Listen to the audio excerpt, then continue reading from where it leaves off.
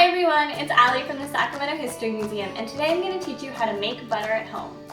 Now, California has been a land of plenty since as long as it has been here. In fact, many early settlers came out to California not to find gold, but because of the rich agricultural soil here. They thought they could grow their own fruits and vegetables and have lots of land to have herds of cattle and other animals. And through farming and ranching, they'd be able to take care of themselves and have prosperous lives. Now, these early pioneers did just that, and they made almost all of their food completely from scratch. They couldn't go to the grocery store the way you and I do today.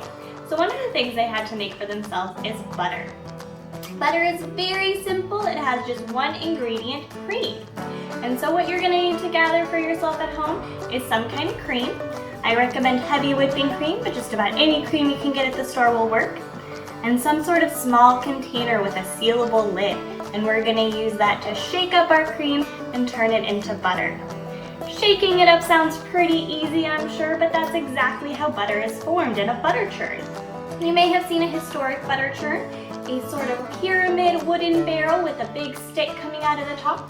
That stick is connected to a disc at the bottom, and it goes up and down just like a plunger in a toilet does. And this irritates the cream inside the butter churn, causing it to separate. The fat molecules separate out and clump together, becoming butter, and the watery molecules are left over and are buttermilk.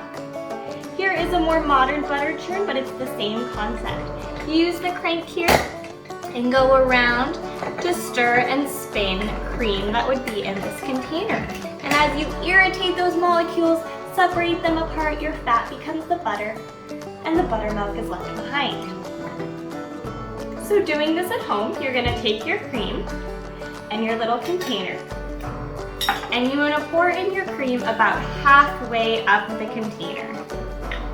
So you still want a lot of room for the molecules to be able to move around. And be sure to put your lid on nice and tight, and then you're going to start shaking. You're going to shake back and forth, and it can get tiring, I know, so it's okay if you put it down for a little bit and come back to it. You're going to shake it up for about 2 minutes, and at that point it's going to become whipped cream. And then you're going to keep shaking it for another 5 to 10 minutes, and that's going to make it full butter. As you're shaking it, you can listen and feel the difference as those fat molecules are coming out and starting to clump together, and it's going to get harder and harder to shake.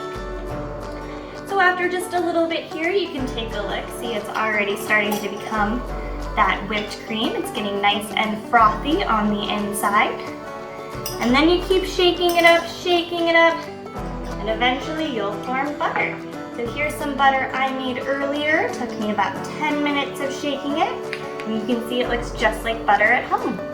You can add spices or salt as you're doing it, or you can leave it just simple plain butter. And when you're all done shaking, just put it in the fridge and it's ready to eat. Alright, I hope you have fun making butter at home. Feel free to share any you make with us on social media, and we hope to see you at the Sacramento History Museum soon.